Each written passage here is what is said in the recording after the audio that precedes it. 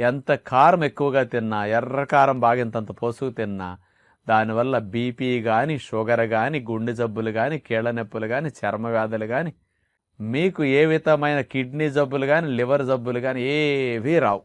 దీర్ఘ రోగాలు, మనం బాధపడే మందులు వేసుకునే మొండి రోగాలు ఏవి రావటానికి కారానికి సంబంధం అసలు లేదు.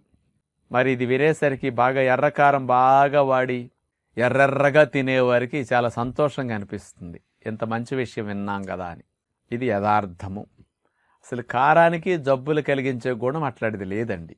ఎర్రకారం ఎక్కువగా వాడటం వల్ల ఇబ్బంది ఏమిటంటే మంటగా ఉంటుంది కదా నోట్లో పెట్టుకునేసరికి. వాళ్ళకి కొన్ని రోజులు తినేసరికి ఆ మంట అలవాటైపోతుంది. అది పక్కవారికి మండుతుంది కానీ వాళ్ళకేం మండదు. కాబట్టి ఈ సెల్స్ అలవాటైపోతాయి.